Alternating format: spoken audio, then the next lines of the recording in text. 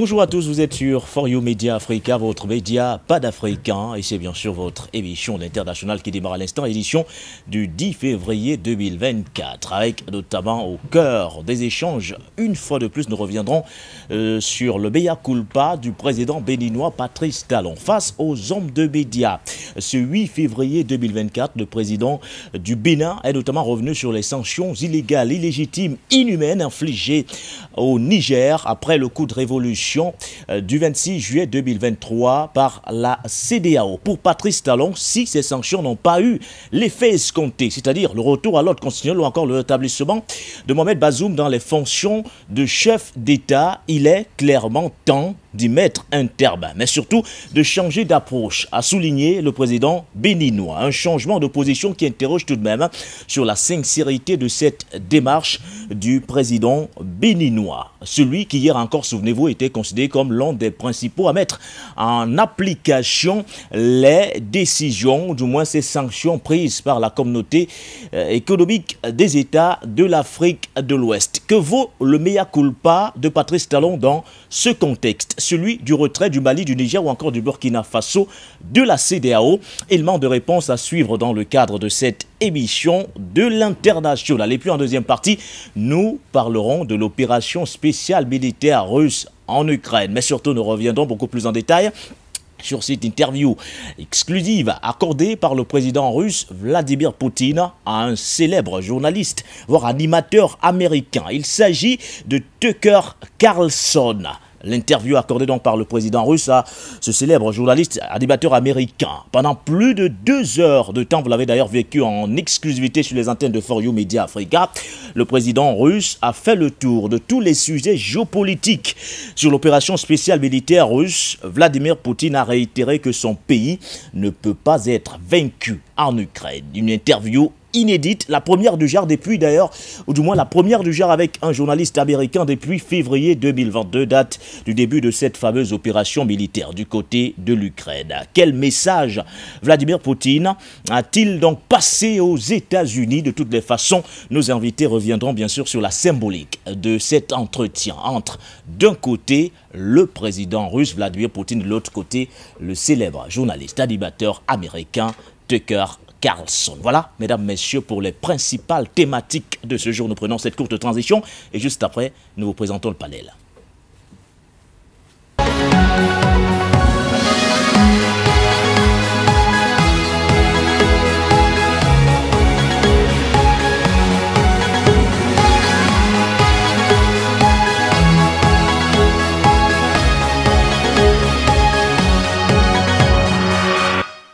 De retour sur le plateau de l'international, je le rappelais d'entame, c'est l'édition du 10 février 2024. À mes côtés, bien sûr, ce matin, le docteur Sango nous fait l'honneur d'être de nôtre une fois de plus. C'est un plaisir de vous avoir. Je rappelle que docteur Sango est politologue, il est internationaliste, expert des questions internationales, certifié en langue et culture camerounaise.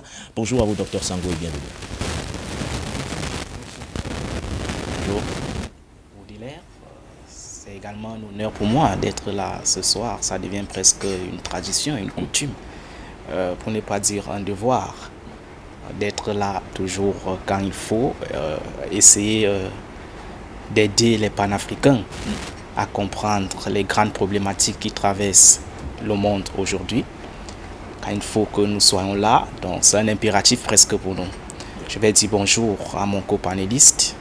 Et bonjour à la galaxie panafricaniste que j'ai encore le plaisir de retrouver encore cet après-midi. Merci à vous, docteur Sango. À vos côtés, d'un docteur à un autre, le docteur Yamtimba est également avec nous. Je rappelle que vous êtes économiste, vous êtes chercheur. Bonjour à vous, docteur. Bienvenue. Bonjour, monsieur Lévy. Bonjour, et surtout philosophe. Ouais. Et surtout philosophe. Merci pour cette autre invitation. surtout bonjour à tous les panafricains qui nous écoutent en ce moment. Nous rappelons que nous serons rejoints dans un très court instant par Patient Parfait d'Homme qui sera avec nous. Mais messieurs, avant de parler du mea culpa de Patrice Talon ou encore de l'interview accordée par le président russe Vladimir Poutine à Tucker Carlson, messieurs, parlons du Cameroun. Parlons surtout, bien sûr, de la nomination du nouveau directeur général de la Société nationale de raffinage, qui a donc depuis quelques heures seulement un nouveau directeur général. Il s'agit d'Aruna Bako. Il remplace notamment à ce poste Jean-Paul Djoudou, en poste depuis 2019. Sa nomination a été entérinée il y a quelques heures lors du conseil d'administration de l'entreprise publique présidée notamment par le ministre camerounais de l'eau et de l'énergie Gaston Elundo Issoumba, une nomination qui intervient au lendemain de la hausse des prix de certains produits pétroliers, ceci dans un contexte de restructuration de cette entité publique. Que peut réellement changer la nomination de ce nouveau directeur général à la Sonara? La solution réside-t-elle toujours dans la réhabilitation de cette entreprise ou alors le temps, ou du moins le moment est venu de penser entre autres à la construction d'une nouvelle raffinerie? Messieurs, ce sont des questions sur lesquelles nous reviendrons dans le cadre de cette thématique d'accueil. Docteur Sango, je préfère démarrer avec vous. Que vous inspire l'arrivée d'Aruna Bako à la tête de la Sonara? C'est vrai que depuis plusieurs mois, on parlait déjà de ce projet de restructuration de cette entité publique. Mais là, nous sommes passés de simples annonces aux choses beaucoup plus concrètes, avec notamment un nouveau directeur à la tête de cette institution. Monsieur Nguende, il y a toujours une lueur d'espoir lorsqu'on nomme une nouvelle personne à la tête d'une institution. Il y a toujours cette lueur d'espoir qui laisse croire que, en réalité, la nouvelle personne pourra, n'est-ce pas, essayer à apporter des solutions qui persistaient jusque-là. Parce qu'il faut rappeler que cette nouvelle nomination intervient à un moment de crise, dans un contexte où la Sonara traverse d'énormes difficultés, non seulement liées à cet incendie qui a brûlé cette société, mais aussi et surtout à cette récente prolifération des prix du pétrole, du carburant, dans un pays comme le Cameroun. Donc, dans cette logique, on pourrait s'attendre que la proposition ou alors la nomination de ce nouveau DG pourrait être la solution dans la mesure où... La solution à tous les problèmes qui se posent aujourd'hui à la Sonara et qui affectent particulièrement ce secteur d'activité, docteur Sango? Absolument, absolument, pourrait être une solution. Mais maintenant, lorsque on voit le contexte qui caractérise cette institution, lorsqu'on voit les précédents que nous avons vécu au sein de cette Sonara là, parce qu'il faut dire que l'ex-directeur est empêtré aujourd'hui, il est en prison. On n'arrive pas à nous dire pourquoi est-ce qu'il est en prison lorsqu'on sait que ce directeur là avait, n'est-ce pas, ici une vision pour la Sonara, avait une vision, n'est-ce pas, autonomiste et transformatrice de la Sonara, mais malheureusement il a été empêtré et jusqu'ici on ne nous a pas encore dit de manière officielle pourquoi est-ce qu'il a été empêtré. Est-ce que c'est parce qu'il a voulu restructurer la Sonara? Est-ce que c'est parce qu'il a voulu inscrire la Sonara dans la dynamique de la transformation du pétrole pour que le Cameroun cesse d'importer le pétrole de l'extérieur? Point d'interrogation, on n'a pas encore soldé ce problème. Donc aujourd'hui, et lorsqu'on nomme ce nouveau directeur, ça montre par voie de conséquences que cet ex-DG qui est en prison, c'est fini pour lui. Et ça sous-entend qu'il travaillait très mal. Il avait mis le pied dans une poudrière qui touchait en quelque sorte les intérêts, d'accord, des gouvernants en place. Ça, c'est la première chose. La deuxième chose qu'il faut comprendre, c'est celle de savoir si ce nouveau DG pourra être à la hauteur de ces grands défis qui caractérisent aujourd'hui le Cameroun. Les défis sont lesquels? Les défis sont, n'est-ce pas, majoritairement liés à la transformation du pétrole, à la maintenance du prix du pétrole qui doit être accessible à la pompe. Parce qu'aujourd'hui, on voit bel et bien que c'est la population ordinaire, lambda, le consommateur final, qui est aujourd'hui en train de porter d'accord, la charge de cette crise économique que le Cameroun est en train de traverser aujourd'hui. La question qu'on peut se poser est celle de savoir pourquoi est-ce que le Cameroun traverse une telle crise économique majoritairement liée au pétrole, alors que le Cameroun est un pays producteur du pétrole. Ça fait partie des défis. Donc, ça fait partie des défis. Du nouveau directeur général. Absolument, absolument. Donc aujourd'hui, le véritable défi auquel ce directeur doit, n'est-ce pas ici, s'attaquer, c'est celui, n'est-ce pas ici, de la transformation du pétrole pour que le prix du pétrole cesse, n'est-ce pas ici, d'augmenter de manière, n'est-ce pas ici, délibérative. Je sortirai maintenant en disant qu'en réalité, et si nous sommes aujourd'hui dans cette situation où on se trouve en train de changer les directeurs à la tête de la Sonara, en train de subir les crises liées à cette matière première qu'on appelle le pétrole, c'est aussi en quelque sorte un problème de vision. Problème de vision. C'est le président Kadhafi qui disait que avec une vision, on peut avoir de l'eau dans le désert et sans vision, on peut avoir soif même dans un fleuve. Vous comprenez donc aujourd'hui cette citation-là s'applique totalement au Cameroun dans un contexte où le Cameroun est un fleuve du pétrole. Le Cameroun baigne dans le pétrole, mais malheureusement le Cameroun a soif. Le Cameroun, n'est-ce pas ici, n'arrive pas à jouir de son pétrole. Le Cameroun subit les prix du pétrole comme s'il n'était pas un pays producteur du pétrole. Donc c'est un problème de vision qui, à mon avis, manque à nos dirigeants africains parce qu'en réalité, ils n'arrivent pas à prendre leur souveraineté en tête, parce qu'on reviendra toujours là, quels que soient les débats qu'on fera sur les pays africains ou les États africains, il y a ce sempiternel problème de la néocolonisation qui les caractérise aujourd'hui. Parce que lorsque vous voyez les États africains aujourd'hui, la majeure partie des États sont encore des néocolonies. Et lorsque on parle des pays néocoloniaux, lorsqu'on parle de la néocolonisation, ça veut tout simplement dire que cet État-là ne peut pas impulser sa volonté politique par lui-même. Cet État-là subit la vision, n'est-ce pas, de ses colons. Et aujourd'hui, on voit bel et bien qu'au Cameroun, cette logique-là, cette réalité-là reste vraie dans la mesure où nous subissons encore la pression énorme des institutions financières internationales, la Banque mondiale et le FMI. Depuis leur arrivée en 88 au Cameroun, le Cameroun a sombré dans une crise qui semble aujourd'hui insoluble. Il faut vous rappeler que le problème du Cameroun date de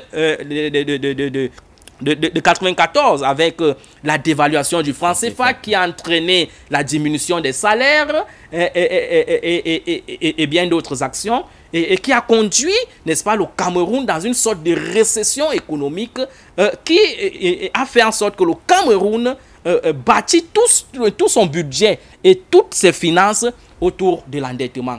Donc aujourd'hui, il y a cette pression financière internationale, des institutions financières internationales, qui fait en sorte que nos gouvernements n'arrivent pas à disposer d'eux-mêmes, n'arrivent pas à penser leur propre politique à partir, n'est-ce pas ici, de leur propre volonté. Donc pour ma part, la solution à la Sonara, parce que la nomination de ce nouveau gouverneur-ci, face à ces grands défis que je viens d'étayer, ne pourra pas apporter des solutions, parce qu'on voit bel et bien qu'il n'y a pas une nécessité, il n'y a pas une réelle volonté de prendre à main sa souveraineté et de dire non à ces bailleurs de fonds qui semblent être aujourd'hui les véritables gouvernants, le véritable gouvernement, le véritable ministre des Finances, le véritable ministre de l'économie au Cameroun. Donc, pour mettre un terme à cela, il suffit tout simplement que le Cameroun prenne sa souveraineté et qu'il dise non à toutes les injonctions qui viennent de la communauté internationale et plus fondamentalement des institutions de Bretton Woods, à savoir la Banque mondiale et le FMI. Vous avez parlé justement des défis qui attendent le nouveau directeur général de la Sonara, Nobé, il y a quelques heures seulement, à l'issue notamment de ce conseil d'administration présidé par le ministre camerounais de l'eau et de l'énergie, Gaston Elundou Essumba. Et parmi justement ces défis, on parle notamment de ce volet réhabilitation. Il s'agira de la reconstruction, entre autres, des unités détruites dans l'incendie du 31 mai 2019. La modernisation et l'installation d'un nitro-cracker qui permettra donc de mieux raffiner le brut lourd du Cameroun et de la sous-région, de la réduction des pertes induites par l'utilisation notamment de l'ancienne infrastructure, ainsi de suite. Il y a beaucoup de défis qui attendent, notamment le nouveau directeur général de la Sonara, mais je vous le disais, sa nomination intervient dans un contexte bien précis, celui de la hausse des prix de certains produits pétroliers. Écoutons dans cet élément que la rédaction centrale For You Media vous propose la réaction du gouvernement qui, dans une communication gouvernementale, a donc tenu à expliquer aux Camerounais les raisons pour lesquelles cette mesure a été prise, une mesure d'ailleurs salutaire, si on s'en tient aux propos employés justement ce jour-là par les ministres camerounais. Nous prenons cet élément. Réunis à Yaoundé ce 6 février 2024, 6 ministres du gouvernement John Gotti passent à la phase d'explication de justification de la hausse des prix des produits pétroliers intervenue il y a quelques jours. Selon le gouvernement camerounais, ce réajustement était inéluctable et même salutaire pour l'économie du pays en termes de maîtrise des risques inflationnistes, de maintien du pouvoir d'achat des populations et des bénéfices escomptés au plan macroéconomique. S'agissant des nouveaux prix des carburants fixés par le gouvernement, il convient de dire que ces mesures visent en premier à garantir au marché national un approvisionnement stable en produits pétroliers afin de mettre un terme aux pénuries hautement préjudiciables que notre pays a connues ces derniers temps et qui tendent à favoriser des spéculations dans divers secteurs et particulièrement sur les produits de première nécessité. De son côté, le ministre camerounais des Finances souligne que l'abandon significatif de subventions des produits pétroliers fait gagner près de 1000 milliards de francs CFA à l'État, de quoi envisager sereinement le financement de certains projets et de certaines infrastructures dont le pays a besoin. Dire que dans le budget 2024, la subvention est toujours là. Je crois que le ministre du Commerce l'a dit, nous aurons pour les prix pétroliers, si rien ne bouge, à peu près 180 milliards de subventions encore à payer. Ça veut dire que les subventions, on n'en a pas fini avec. C'est la première chose.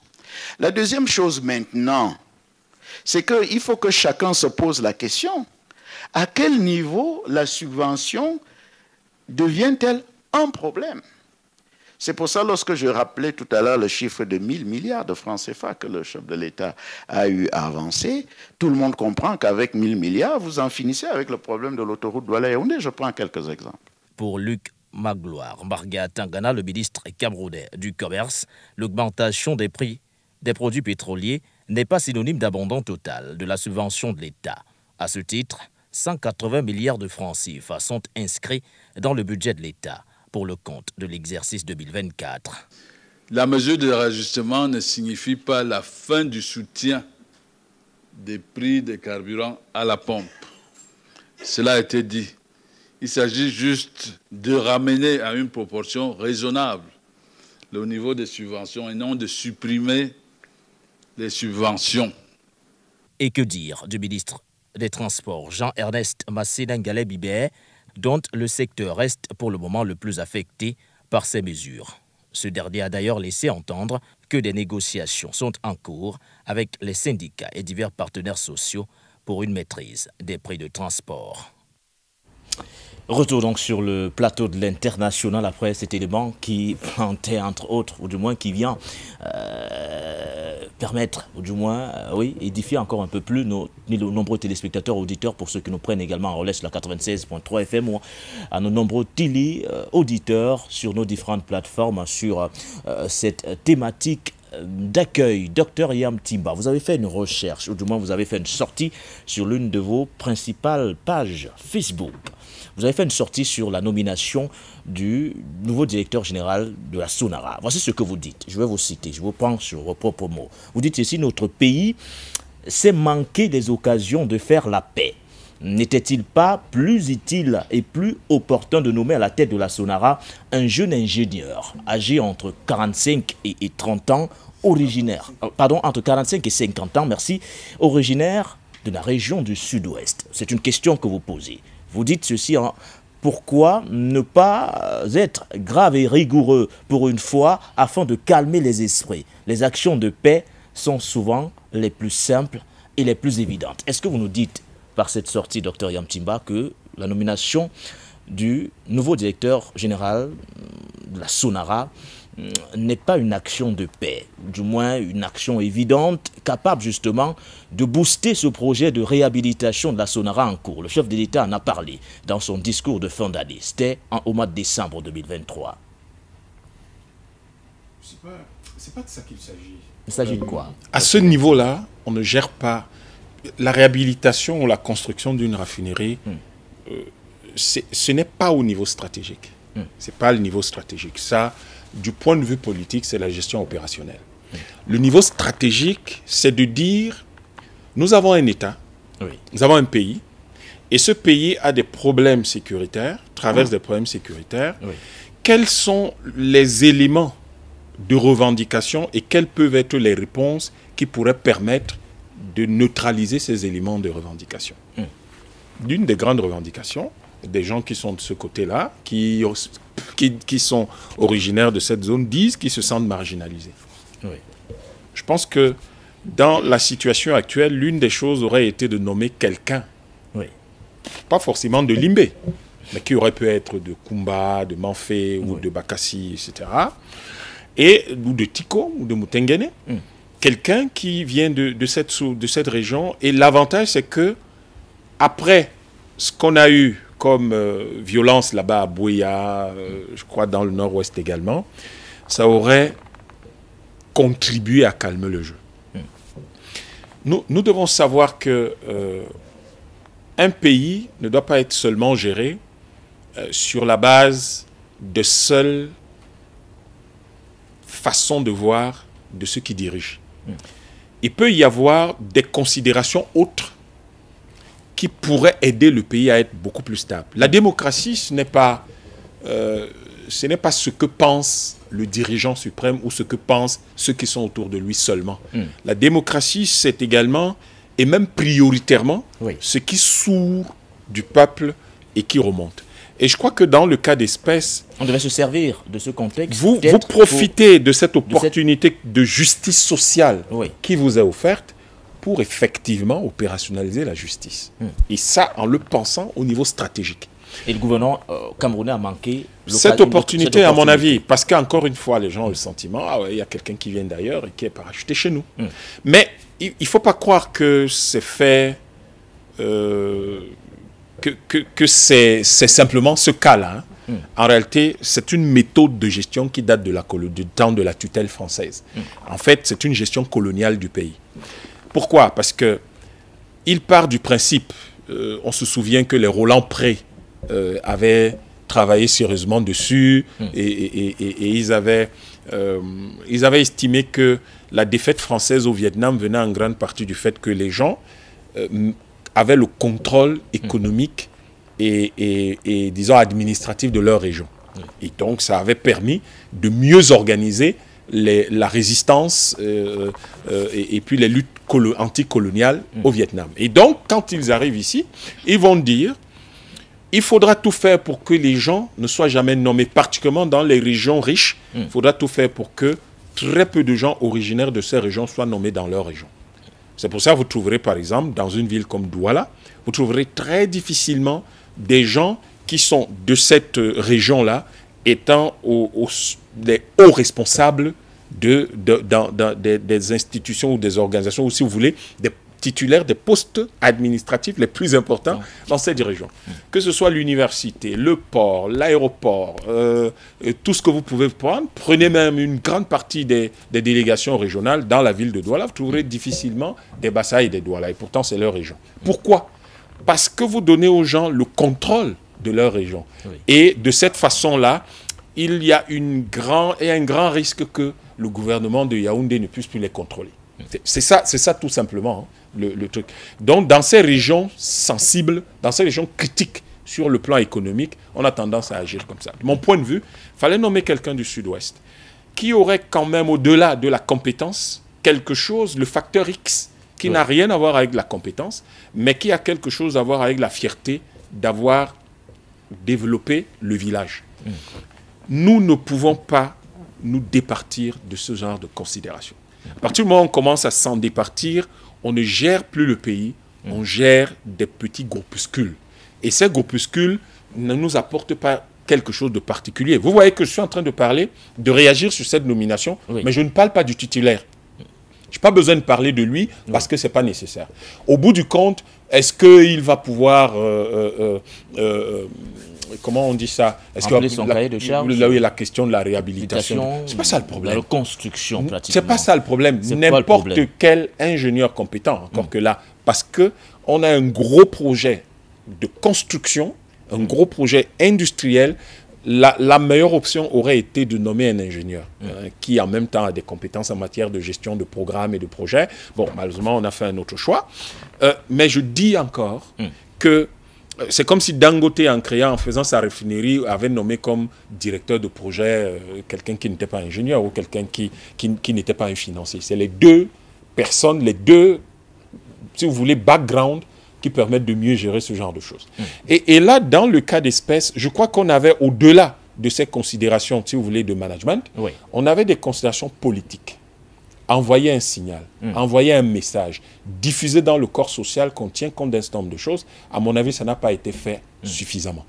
Et c'est souvent ce genre de choses qui sont ces occasions qu'on manque de construire la paix, de construire des convictions de paix, de construire, si vous voulez, des attitudes et des comportements d'écoute des autres qui sont les éléments par lesquels la paix se consolide et, si vous voulez, devient une habitude.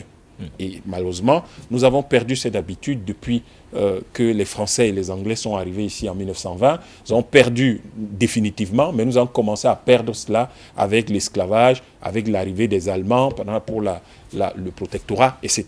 Donc, je crois que ce n'était pas ça. Et en même temps, les justifications données par les ministres laissent quand même à désirer. Le ministre de la Communication dit « il justifie ». Justifier, ça veut dire quelque chose de précis en français. Ça veut dire, vous justifiez, ça veut dire que il n'y a pas de solution au-delà de celle que vous avez choisie et celle qui est la plus adaptée, la plus appropriée, c'était celle-là. Mais non, la hausse des prix du carburant n'était pas la solution la plus appropriée.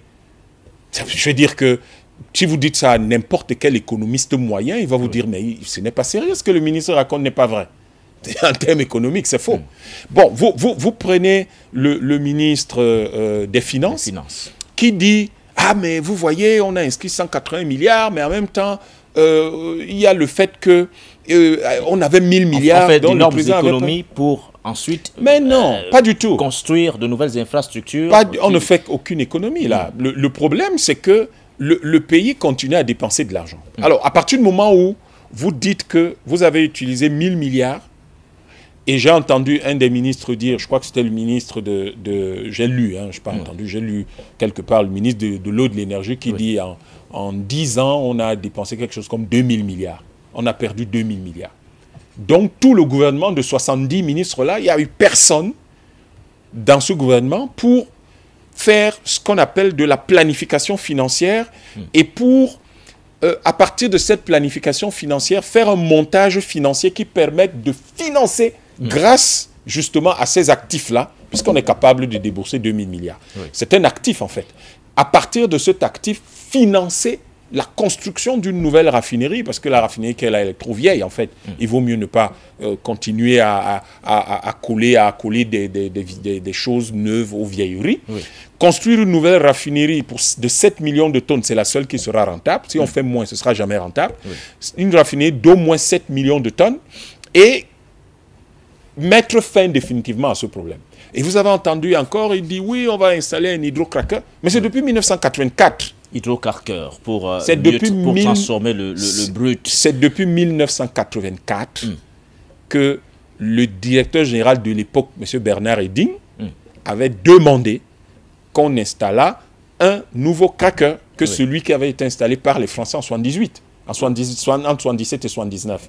Donc, c'est depuis 40 ans que nous traînons ce problème-là. Et vous comprenez que pendant 10 ans, on peut dépenser 2000 milliards, ça ne va émouvoir personne. Et vous voyez que vous avez un ministre du Commerce qui vous dit, qui insiste sur le fait que, ah non, on n'a pas dit qu'il n'y a pas de subvention, hein, que c'est fini.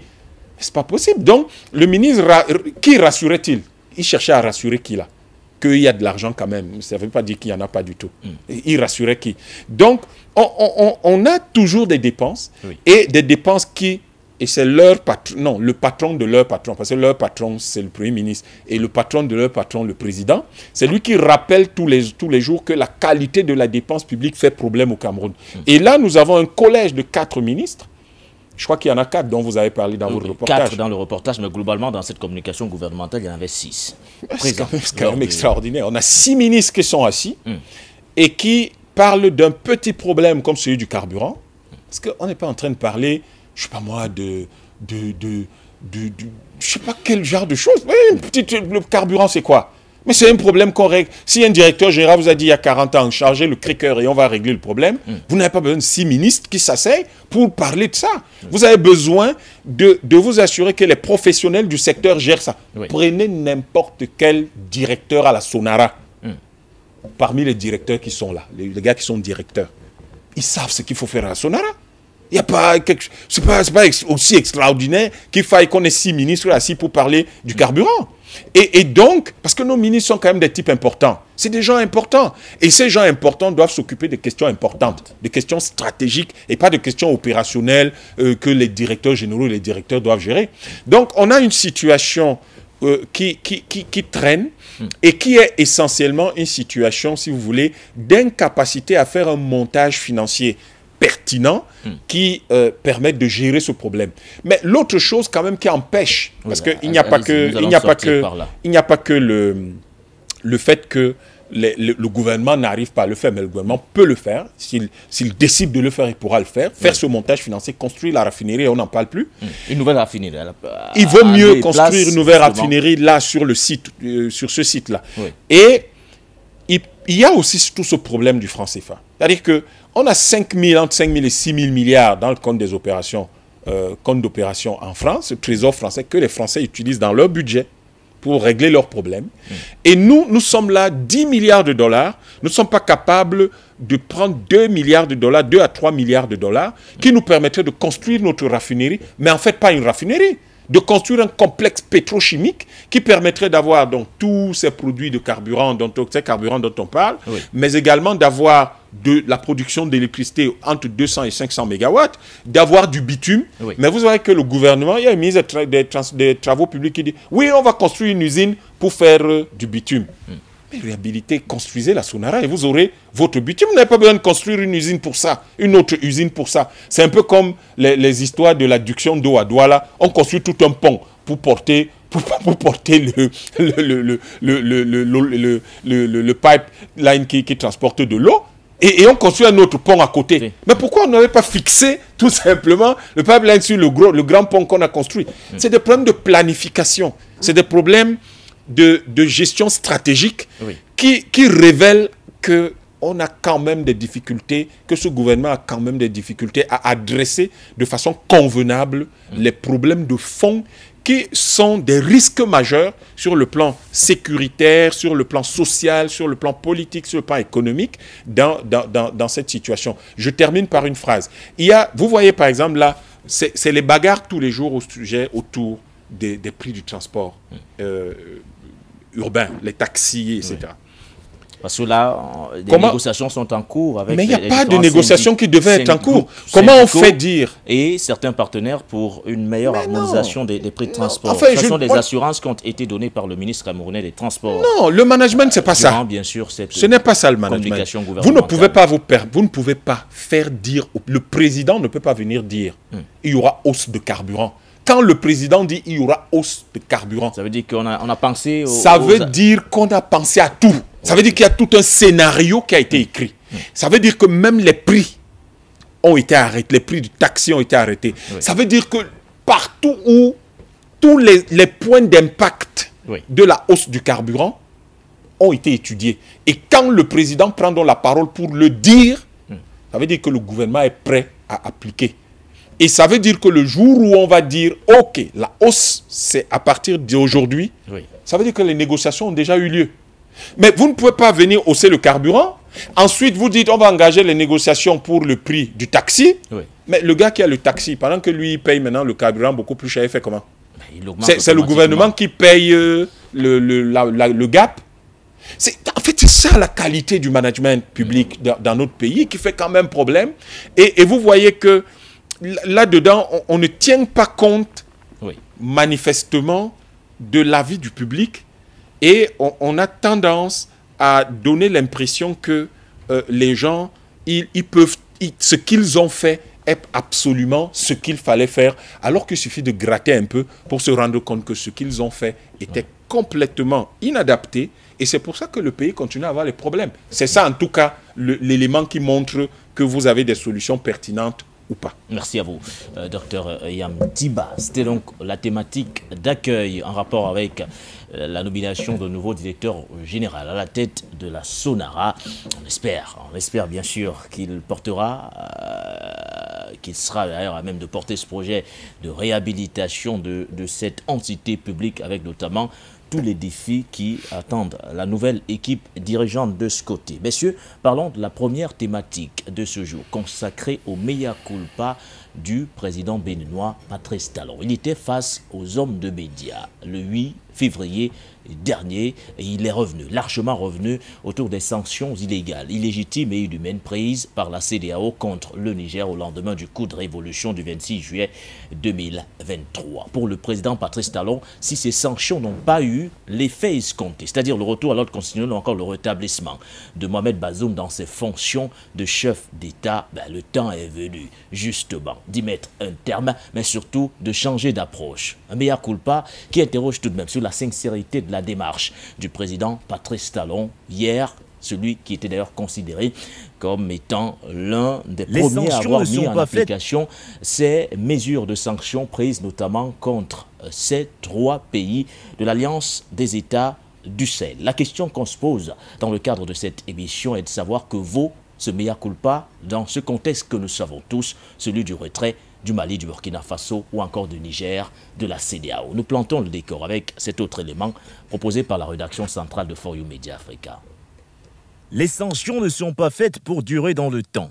S'il faut arriver à la division des peuples, il faut tout laisser tomber. Faire la paix entre les organes pour préserver la paix entre les peuples. Par ces propos, le président Patrice Talon change de ton et milite, cette fois, pour la levée des sanctions illégales, illégitimes et inhumaines, infligées par la CEDEAO au peuple nigérien depuis le 26 juillet 2023. Les sanctions ont été prononcées contre le Niger. Et des sanctions dures, qui en fait ne sont pas destinées à durer dans le temps. C'est des mesures, quand on les prend, on estime que, bon, au bout de quelques jours, quelques semaines, ça va se faire. Ils vont revenir à l'ordre. 1 semaine, 2 semaines, 1 mois, 2 mois, 3 mois passent. Ça ne change rien. C'est pour ça que j'ai eu à le dire il n'y a pas longtemps que le moment est arrivé pour faire le point, savoir si les mesures qui ont été prises ont produit leurs effets ou non. Quand ce n'est pas des mesures qui sont destinées à durer dans le temps, parce que ça pose des préjudices graves aux populations, il faut être réaliste. Il faut donc visiblement se soumettre à l'évidence. Ces sanctions n'ont pas eu l'effet escompté, c'est-à-dire le retour à l'ordre constitutionnel et le rétablissement de Mohamed Bazoum dans ses fonctions de chef d'État. Patrice Talon préconise le réalisme, faisant au passage son mea culpa, une attitude bien différente de celle affichée ici à Abuja au Nigeria au lendemain du coup de révolution du 26 juillet 2023. Du Nigeria voisin du Niger, avec le Bénin, dont je suis le président voisin du Niger également, nous ne prenons la chose au sérieux et n'agissons rapidement. Je crois que tous les moyens seront utilisés au besoin pour que l'ordre constitutionnel soit rétabli au Niger. Du Patrice Talon va-t-en-guerre au Patrice Talon réaliste, qu'est-ce qui a bien pu changer entre le 26 juillet 2023 et le 8 février 2024? Et si on empruntait ses propos, on serait bien tenté de répondre qu'il y a un temps pour dénoncer, un temps pour condamner, un temps pour prendre acte et un temps pour se montrer réaliste. Ce qu'on nous demande dans la vie, c'est d'être de bonne foi. Et chaque fois que nous prenons une décision, que ce soit guidé par la bonne foi. Est-ce qu'au moment où cette décision a été prise, on était de bonne foi? Quand les peuples, la nature, la vie ou le sort, parfois nous impose quelque chose, il faut un responsable, c'est celui qui sait prendre acte, constater que, malgré sa bonne foi, les choses ne se passent pas comme il souhaite, et dit bon, il faut tenir compte de ça. Et on a passé ce message au Niger. Je l'ai fait à titre personnel. Il dit, le moment est arrivé où nous devons dire, bon, maintenant, trêve des discussions, des relances, des recommandations, des sanctions et consorts.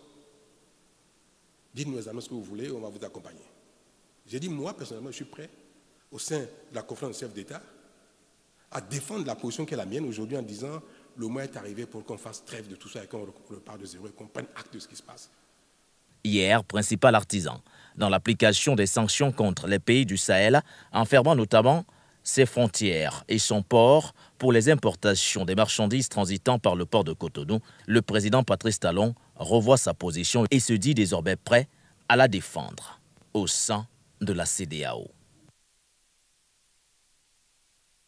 Du président Patrice Talon, docteur Sango, d'entrer votre réaction à chaud. Le président Patrice Talon qui dit ouais, les sanctions n'ont pas eu d'effet escompté. Il faut donc prendre acte, mais surtout se montrer réaliste. Il n'y a jamais eu de retour à l'ordre constitutionnel au Niger, au Mali ou encore au Burkina Faso. L'ancien président du Niger n'a jamais été rétabli dans ses fonctions de chef d'État. Il dit désormais vouloir défendre clairement et fièrement sa position au sein de la communauté économique des États de l'Afrique de l'Ouest. Le président Patrice Talon. Je pense que le président Patrice Talon vient de comprendre maintenant ce que les autres ont compris dès le début de cette crise, à savoir que les sanctions n'étaient pas la solution de résolution de cette crise-là. Oui. Le président Talon vient de comprendre cela, peut-être avec un retard. Mais comme on dit souvent, mieux vaut tard que jamais. Il faut savoir qu'aujourd'hui, on peut se féliciter en quelque sorte de cette affirmation, de ce mail coupable, même s'il faut le prendre avec beaucoup de pincettes, parce que sur le plan symbolique, quand même, ça exprime beaucoup de choses. Ça vient montrer sur le plan symbolique que, en réalité, la trajectoire que les États de l'AES Sahel ont décidé de prendre actuellement est une trajectoire qui n'est pas totalement mauvaise, pour rester par exemple dans le vocable de ceux qui s'y opposent, est une trajectoire qui peut, si on, n'est-ce pas ici, lui donne une chance, participer à améliorer les conditions de vie des populations dans la sous-région d'Afrique de l'Ouest. Aujourd'hui, qu'est-ce qui se passe, M. Nguéné? Ce qui se passe aujourd'hui, c'est quoi? C'est qu'il y a une sorte de transformation systémique qui est en train de s'opérer dans cette sous-région d'Afrique de l'Ouest, où nous avons fondamentalement deux tendances qui s'y opposent. Nous avons d'un côté cette tendance consolidologiste qui est portée et incarnée par la CEDEAO, et qui veut toujours rester dans cette politique coloniale impérialiste d'exploitation, cette politique, n'est-ce pas, qui empêche au peuple, n'est-ce pas, de jouir de leurs matières premières, de leurs ressources naturelles, qui empêche aux dirigeants d'avoir une main libre dans leur processus de gouvernance. Et à côté, il y a cette nouvelle tendance que j'appelle souvent les transitologistes, qui est portée par cette minime État, c'est-à-dire ces trois États, Mali, Burkina Faso et Niger, et qui pensent qu'une nouvelle façon de faire peut être possible, qui pensent qu'aujourd'hui, pour que leur pays se développe, pour que leur population, qui reste l'ultime, le plus important de tout gouvernement, soit de plus en plus satisfait, il est important qu'on revoie les choses, qu'on réforme le système et qu'on l'adapte à la nouvelle réalité. La sortie de Talon intervient dans ce contexte-là et beaucoup plus dans un contexte plus particulier où les États de l'AES Sahel ont posé deux actes significatifs qui démontrent leur non-retour dans ce qu'on a appelé les pourparlers impulsés par la CEDEAO. Aujourd'hui, il faut savoir que Patrice Talon prend cette parole-là suite à deux actualités qui s'est opérées. La première, c'est d'abord ce qui est en train de se passer au Sénégal. Vous savez qu'au Sénégal, il y a eu report des élections et c'est en train, n'est-ce pas ici, de soulever beaucoup de choux gras au sein de cette communauté d'intégration sous-régionale qui reste toujours fixée sur ces principes du respect des mandats, etc. Oui. On n'arrive pas à comprendre pourquoi le Sénégal, qui s'est présenté depuis l'histoire comme un pays démocrate, sombre aussi dans ce processus, n'est-ce pas, ici, de transition. Donc, il y a, n'est-ce pas, cette actualité du Sénégal qui a fait en sorte que le président Talon, qui est aussi dans cette même situation, parce qu'il est en train de faire son deuxième et dernier mandat du point de vue de la constitution béninoise, il s'est exprimé en disant qu'au Bénin, il n'est pas question qu'on touche à une virgule de la constitution. Comme pour dire que lui, il ne peut pas faire ce que Macky Sall est en train de faire aujourd'hui. Macky Sall n'a pas demandé qu'on touche la Constitution, Dr Sango. Donc, loin de là également. On parle du report, ça, c'est quand même... C'est une disposition qui est contenue dans la Constitution. Absolument. Donc, aujourd'hui, nous voyons que Talon reste un homme politique. Est-ce qu'il va respecter sa parole? Ça n'engage que lui. La deuxième action, c'est quoi? C'est le retrait du drapeau de la CEDEAO, de ces instances officielles dans les pays de l'AES Sahel, qui vient démontrer significativement sur le terrain que ces pays-là sont désormais décidés de sortir de la CEDEAO et de ne plus revenir. Le troisième élément, c'est quoi? C'est que sur le plan réel, Talon a compris que les sanctions ne servent à rien et que même si on peut être dans une communauté, il y a d'abord l'intérêt des États qui est tellement important. Cet intérêt, c'est quoi? C'est que Macron est en train de se rendre compte que le port de Cotonou, qui reste, n'est-ce pas ici, un instrument important de son économie, n'arrive plus à engager significativement des revenus, des bénéfices, depuis que les sanctions ont été prises contre ces États de l'AES Sahel et fondamentalement le Niger. Ce qui a conduit, n'est-ce pas, à fin décembre, Talon a procédé à la levée de ces sanctions-là concernant les imports venant du Niger. Donc, il est en train de comprendre la réalité. Il est en train de comprendre qu'aujourd'hui, il est important de faire avec les États de l'AES Sahel parce que c'est eux qui sont dans une très bonne direction. C'est eux qui sont en train de porter, n'est-ce pas, ici, l'avenir du continent. C'est eux qui sont en train de penser l'Afrique de demain. Donc, pour ma part, je pense que Talon est en train, n'est-ce pas ici, d'être rattrapé par la vérité. Il est en train de comprendre que ce think tank entre ces deux camps, d'un côté les consolidologistes, ceux qui pensent que l'impérialisme doit encore se maintenir, et de l'autre côté, ces transitologistes et souverainistes qui pensent que l'Afrique doit prendre son destin en main, les choses sont déjà en train de basculer et qu'il serait important de faire son choix avant le temps. Donc, c'est un élément qui montre que dans les jours à venir, cette CEDEAO risque de connaître également d'autres éclatements. En dehors de ces trois États qui viennent de partir, il y a d'autres pays qui seront appelés à claquer cette organisation parce que se rendant compte que cette organisation-là n'arrive pas à leur donner, n'est-ce pas, l'initiative économique et politique. Et c'est pour cela que Talon vient de faire cette affirmation, parce qu'il ressent que ces sanctions-là n'ont pas seulement pour impact direct ces trois pays de l'AES Sahel, mais il y a également l'effet réciproque qui agit aussi sur son économie. Parce que si on a un port, c'est parce qu'on veut que ce port-là engage des revenus pour faire tourner l'économie, n'est-ce pas, d'un pays. Mais à partir du moment où les importations ne transitent plus directement sur ce port-là, il est clair que ce port-là va suffoquer et va tomber dans un déficit. Donc, Talon, pour ma part, est rattrapé par la réalité. Merci à vous, Dr Sango. Dr Yamtimba, Talon rattrapé par les réalités du moment. Je pense que vous étiez d'ailleurs l'un des rares à avoir prédit, par exemple, le scénario qui se produit actuellement. Vous nous parliez en milieu de semaine, ou du moins en début de semaine, de deux potentiels pays, éventuellement, qui pourraient rejoindre l'AES. Vous avez cité le Sénégal. Mais à côté du Sénégal, vous avez également cité le cas du Bénin. C'est comme si vous aviez lu dans une boule de cristal. Mais là, en fin de semaine, le président Patrice Talon qui dit désormais qu'il faudrait se soumettre à l'évidence, mais surtout être réaliste. À quoi renvoie ce réalisme? de Patrice Talon? L'homme d'affaires. C'est un homme d'affaires. Un homme d'affaires, C'est un businessman. Vous savez, le parcours des gens en dit long sur sur la manière dont ils adressent un certain nombre de problèmes et sur la façon dont ils recherchent les solutions. Patrice Talon, c'est un homme d'affaires. Mais je voudrais avant ça juste dire un petit mot par rapport à ce que Dr Sango a dit tout à l'heure relativement à Talon, la Constitution, le Sénégal. Je veux que les choses soient claires. Le président Macky Sall n'a jamais parlé d'un report de quoi que ce soit. Et il n'a ni proposé un report, ni décidé d'un report.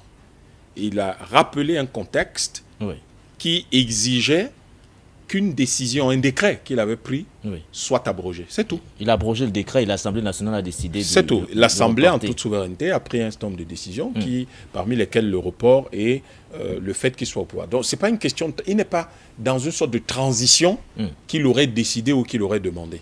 Je crois que c'est des choses sur lesquelles nous devons insister. Sinon, ceux qui nous écoutent vont retomber dans le narratif de l'année dernière. Il veut un troisième mandat et il veut s'éterniser au pouvoir. Je pense que nous devons regarder ça avec beaucoup de circonspection. Talon, c'est un homme d'affaires. Et je vous dis pourquoi. Vous savez, lorsque Talon regarde, quand il a fermé le port de Cotonou et les frontières, il a bien ressenti que quelque chose avait chuté au Bénin, en termes de recettes, en termes de... si vous voulez, d'impact. Il y a eu un impact très fort sur l'économie. Aujourd'hui, le Niger a un pipeline qui permet d'écouler son pétrole. 2000 km, 6 milliards de dollars d'investissement. Et les recettes pour le Niger en 2026, parce qu'ils auront à peu près 200 000 barils par jour. Si on s'en tient au coût actuel du baril, 70 dollars à peu près, vous êtes à 5,2 milliards de dollars en 2026. Et le Bénin va percevoir 490 millions de dollars en 20 ans de redevances. Ça peut paraître négligeable, les 490 millions de dollars de recettes, mais il faut savoir qu'il y a ça qui vient s'ajouter à l'impact sur le port de Cotonou. Le port de Cotonou, c'est 12 millions de tonnes de marchandises. 4 millions, c'est le Niger. 4 millions sur 12 millions, c'est le Niger. Quel est l'homme d'affaires qui va commencer à réfléchir là-dessus? Il n'y en a pas. Aucun homme d'affaires va commencer à réfléchir dessus. Il va vous dire, mais ces gars-là, ils me font 4 millions de tonnes aujourd'hui, ils n'ont pas un franc. On leur achetait l'uranium à 1 cent. Là, s'ils maintiennent les 17 600 tonnes d'uranium qu'ils ont eu en 2022, ben ces gars, ils vont avoir l'équivalent d'à peu près 6 milliards d'euros l'année qui suit. Et ils vont en plus avoir 5 milliards d'euros sur le pétrole. Voilà des gars qui vont avoir 11 milliards d'euros qui sortent là tout d'un coup. Ils vont faire plus de 4 millions de tonnes d'importation. C'est sûr que leurs importations vont monter peut-être à 6 millions. Et Talon calcule. Il dit, mais ça veut dire que le Bénin va gagner un peu plus d'argent. Nos 18 milliards de PIB là, c'est sûr que ça pourrait remonter à 20 milliards. Voilà comment Talon calcule. Lui, c'est un homme d'affaires, c'est un businessman. Il ne réfléchit pas sur vos histoires de ouais, il a suivi. Mais après, il s'assied, il dit à ses gars, les gars, c'est un homme d'affaires, donc il s'est calculé. Il dit, les gars, prenons nos crayons à billes là, et une feuille. Ces gars, voilà, et on n'a parlé que de l'uranium et du pétrole. On n'a pas parlé du reste. Nous n'avons pas parlé du reste. Voilà des gars qui viennent d'achever un barrage de 200 MW, à peu près, je crois, 150-200 MW, et ils prévoient d'en construire 2 ou 3 autres. Le matériel va passer par où? Voilà des gens qui ont pour programme de viabiliser 50 000 hectares tous les ans pour produire du mil, du sorgho, du riz, etc. Et le Premier ministre est allé voir les Turcs et les Russes en disant, et les Iraniens en disant, nous avons besoin d'engrais. L'engrais là va passer par où? Ouais, que Talon, lui, c'est un businessman. Donc, il appelle les autres, il dit, vraiment, grand frère Tinubu, l'affaire là est compliquée. C'est compliqué pourquoi? Parce que toi, tu as quand même 500 milliards de dollars de PIB. Moi, il n'en a que 18. On fait comment? Ces gars-ci peuvent m'apporter 2 milliards de plus. d'ici 2026, ça va aller très vite. Ils m'apportent des redevances pétrolières sur le transit pour leur pipeline. Les gars vont avoir un peu plus d'uranium à exporter, un peu plus de pétrole à exporter. Et ils vont faire venir beaucoup d'engrais ici. Oui. Ce qui veut dire en même temps du matériel agricole. Ils sont en train de vouloir construire des barrages, donc il y a beaucoup de choses beaucoup d'équipements qui vont entrer. Ah ben moi, je vais être asphyxié dans l'affaire des sanctions de la CEDEAO. Je fais comment là? Comment je vais faire pour nourrir mes Béninois là? Voilà la réflexion d'un businessman. Et qui dit, il faut à un moment donné s'asseoir, faire le point. Vous croyez qu'il se soucie vraiment tellement de Bazoum? Ça ne l'intéresse pas. Il s'en fout royalement. Ce qui l'intéresse, c'est... Et au-delà de l'intérêt du président, il a ses entreprises. Hein. Vous croyez que ces entreprises gagnent de l'argent comment? Il n'a pas envie de faire faillite. Sa femme et ses enfants doivent continuer à vivre. Donc, il réfléchit à la fois pour le Bénin, mais également pour ses affaires personnelles. Et il dit, cette affaire n'est pas claire. Pas du tout. Et il fait donc volte-face. Et je vous disais en début de semaine que, d'ailleurs en fin de semaine dernière que j'ai commencé à vous le dire, que ces gens-là vont s'asseoir tous et ils vont faire les calculs. Et dès qu'ils vont se rendre compte que, de toutes les manières, le Niger peut apporter au Bénin jusqu'à 2 milliards de dollars de plus. Citez-moi un seul pays dans le monde qui peut donner 2 milliards de dollars au Bénin. Citez-moi un seul. Si vous me citez ce pays, je vais partir à pied de Douala pour Niamey et je vais demander aux Nigériens de ne plus rien donner, de ne pas passer par là. Citez-moi le pays là, dans le monde, qui va donner 2 milliards au Bénin. Il n'y en a pas, aucun. Or, le Niger peut leur donner 2 milliards. Donc, le président estime que c'est plus intéressant. Je parlais du Sénégal, je vais juste faire la parenthèse. Petit crochet, oui, juste un petit crochet pour appuyer ce que je suis en train de dire. Lorsque vous réhabilitez 1278 km de voies ferrées pour relier le port de Dakar à Bamako, sachant que le port de Dakar, 30% de ce port, c'est pour alimenter, c'est pour les produits qui vont à Bamako. Bon, on n'est pas en train de parler de 4 millions de tonnes là. On est en train de parler à peu près du double. Qui doivent aller à Bamako. Quand vous-même vous regardez cette histoire, vous avez le sentiment que les Sénégalais ne savent pas calculer. Et qu'est-ce que les gens s'imaginent? Pendant qu'il y a toutes ces sanctions qui montent, qui descendent, les gens crient. Mais le Sénégal continue de financer la réhabilitation de ce chemin de fer. Le Sénégal fait même quelque chose d'autre. Quand vous prenez les villes de Tabacounda, qui sont les plus à l'est là-bas, le Sénégal s'assure que les villages qui sont à la frontière avec le Mali sont tous électrifiés, qu'il y a des centres de santé, que les lycées et collèges sont réhabilités et les écoles. À votre avis, c'était pour accueillir qui? Mais allez là-bas, vous trouverez plein de Maliens qui sont allés faire leurs études là-bas, qui sont allés s'installer là-bas. Donc, ces pays sont très réalistes. Très réalistes. Et Macky Sall est en train de construire, le Sénégal est en train de construire 3 nouveaux ports. Mais les 3 nouveaux ports-là, c'est pour faire quoi? Certes, il y a des ports minéraliers, il y a tout ça. Mais c'est pourquoi? Toutes les négociations de l'AES, là, pour faire venir des équipements, ils vont construire les centrales nucléaires.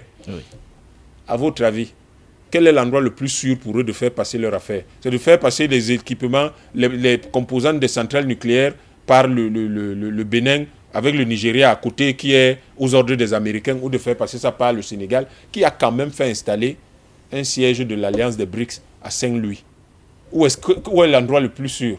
Donc, il y a là-bas une géopolitique que nous devons revoir. Et il y a des présidents même dans cette zone qui ne parlent pas beaucoup, qui suivent. En fait, ils laissent faire. Ils laissent faire en se disant, je ne peux pas ouvrir 1000 fronts à la fois. Je vais laisser faire ça, mais je consolide ce que je suis en train de faire pour mon pays parce que c'est ça qui va aider, en fait, mes voisins demain. Donc, je crois qu'en réalité, ce que Talon fait là, bon, vous l'avez appelé mea culpa. Je ne sais pas trop si c'est le terme qu'il faut, mais je crois que c'est ce qu'il fait, c'est de dire, écoutez, messieurs, et il a parlé de réalisme.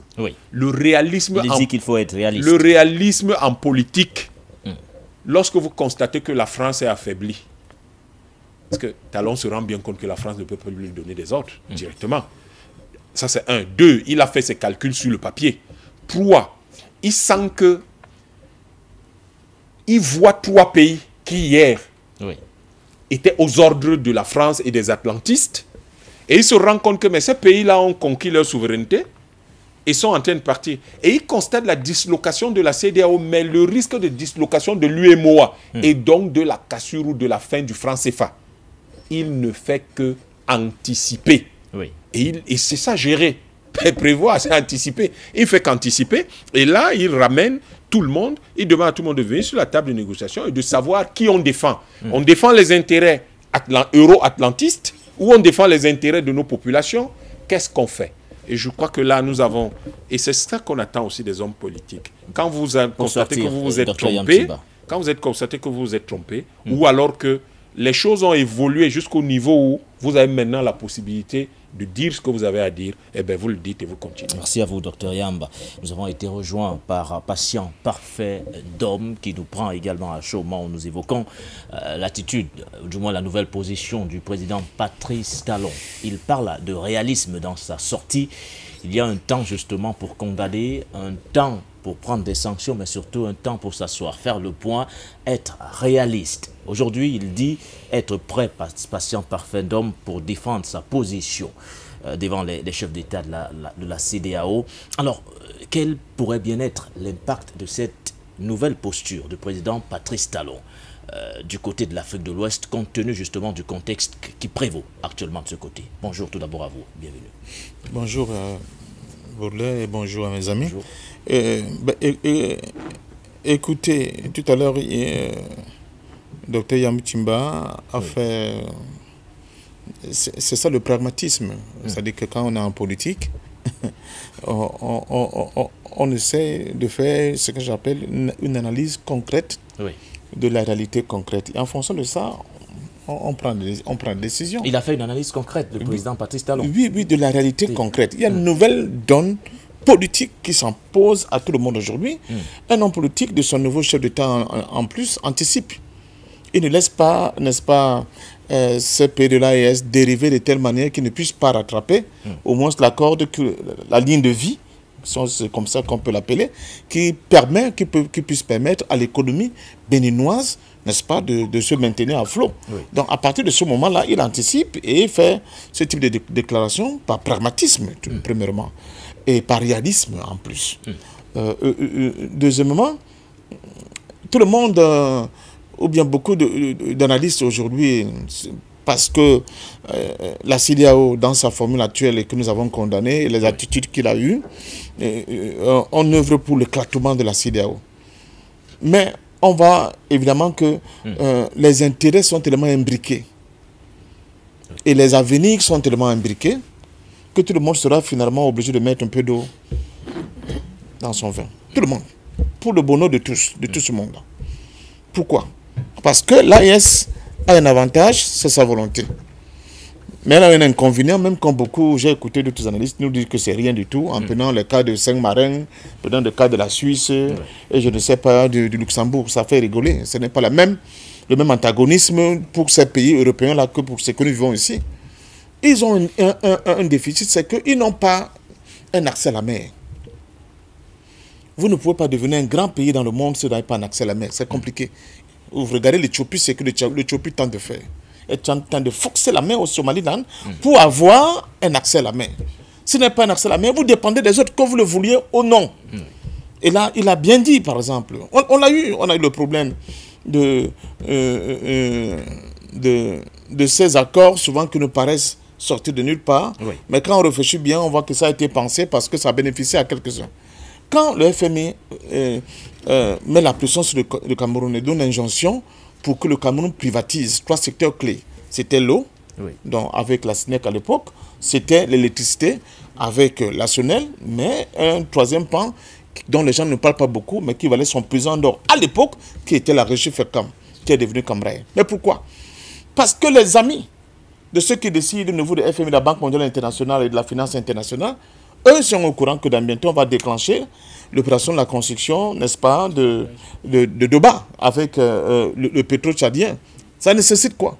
Ça nécessite du transport lourd. En ce qui concerne des pipes, en ce qui concerne des engins, d'extraction, etc., etc. Et il faut que, alors que la régie fait comme à l'époque, faisait des bénéfices. Non, mais on privatise, on donne à Bolloré et à Camraï. Pourquoi? Parce que justement, le gros de tout ce magot va tomber entre les mains de Bolloré. Et à un moment donné, vous vous souvenez, Bolloré vous a dit que vraiment, le transport, comment dire ça, le transport des personnes, là, ça ne l'intéresse pas beaucoup.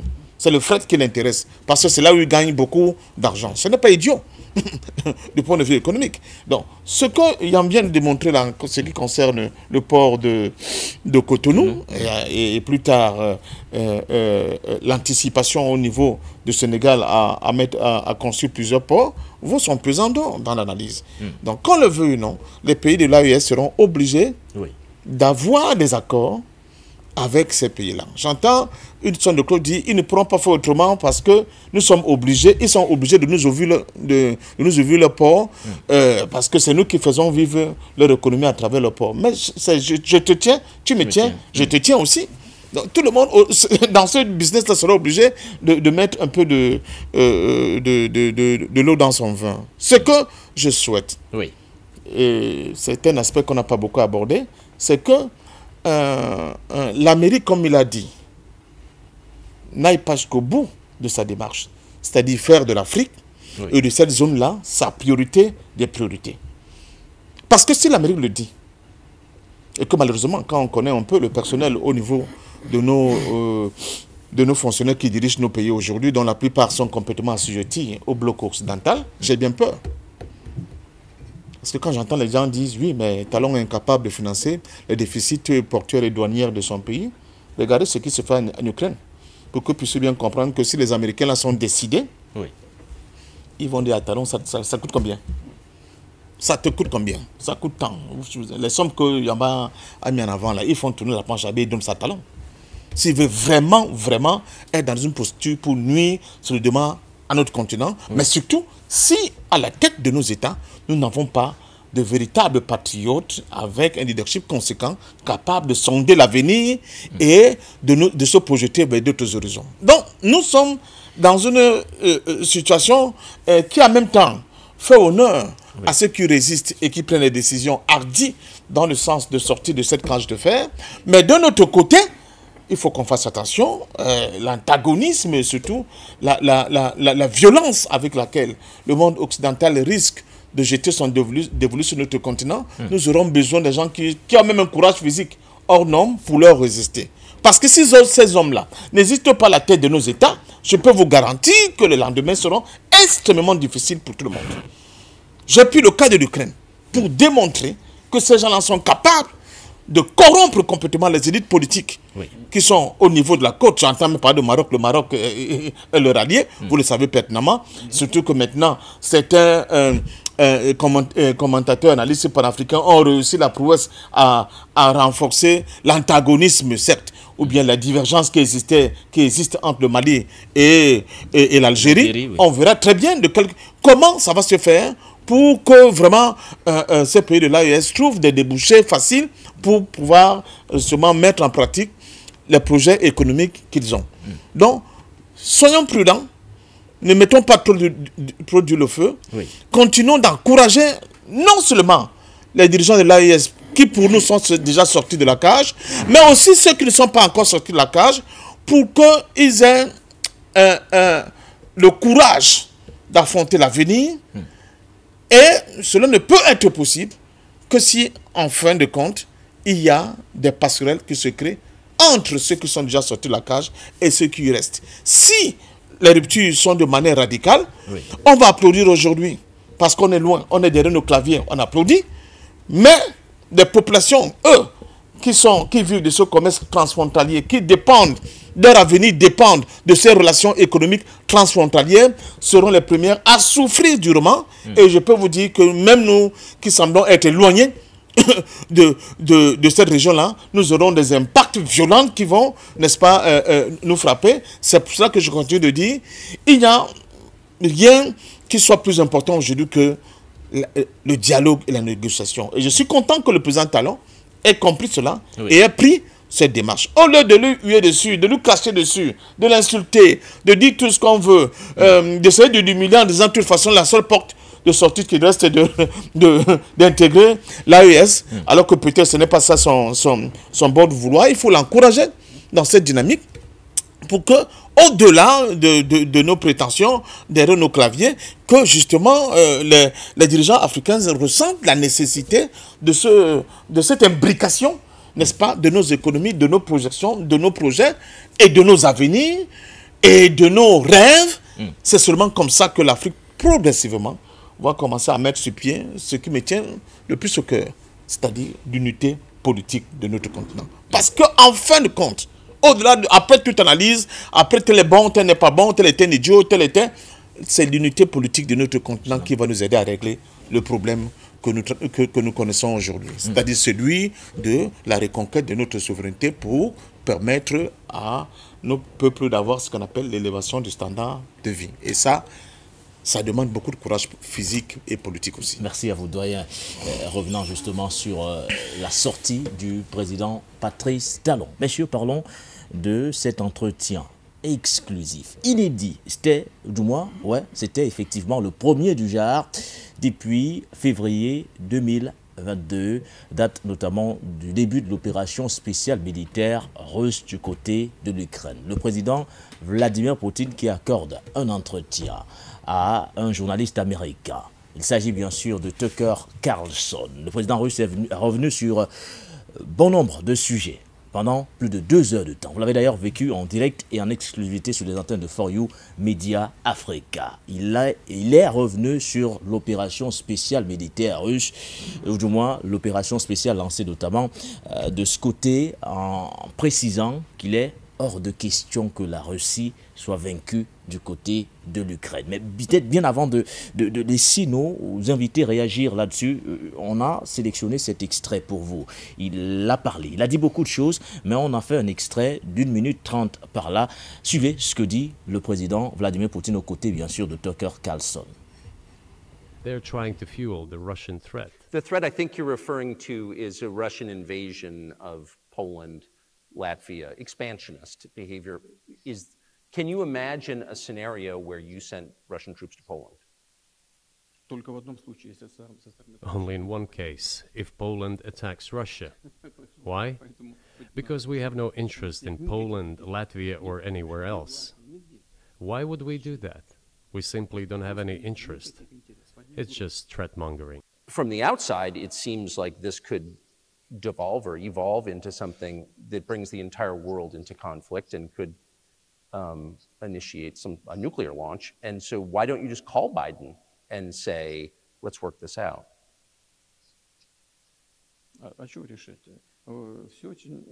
What's there to work out? It's very simple.